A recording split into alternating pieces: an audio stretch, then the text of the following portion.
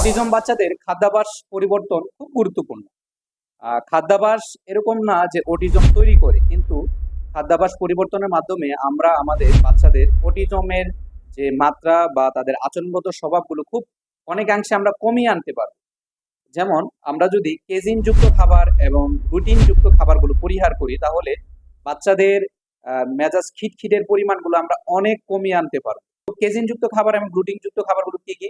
গম, job, barley, রাই, east, এই জাতীয় খাবারগুলো হলো গ্লুটিন জাতীয় খাবার। এগুলোকে যদি আমরা পরিহার করি, তখন তাদের মেজাজের অনেক পরিবর্তন আসবে। আর কেজিন যুক্ত খাবার কি? দুধ এবং দুগ্ধযুক্ত খাবার। এগুলো যদি আমরা পরিহার করতে পারি, তখন কি হবে? তাদের মেজাজের পরিবর্তন, তাদের অস্বাভাবিক আচরণগুলো আস্তে আস্তে অনেকাংশ কমে আসবে। চিনিযুক্ত খাবারগুলো, ডিরেক্ট চিনি দেওয়া এবং মিষ্টি দেওয়া, এগুলো আস্তে আস্তে তাদের কমিয়ে আনলে তখন তাদের স্থিরতা, অস্বাভাবিক পরিবর্তন, মেজাজের পরিবর্তন, এগুলো আস্তে আস্তে অনেকাংশে কমিয়ে আনা যাবে। তাই অবশ্যই ডিরেক্ট চিনি দেওয়া এবং চিনিযুক্ত খাবারগুলো তাদের থেকে পরিহার করা গেলে অনেকাংশে তারা উন্নতির দিকে যাবে। থাইরয়েড হরমোনের পরিমাণ কমে গেলেও তাদের মধ্যে এই অস্বাভাবিকতা দেখা দেয়।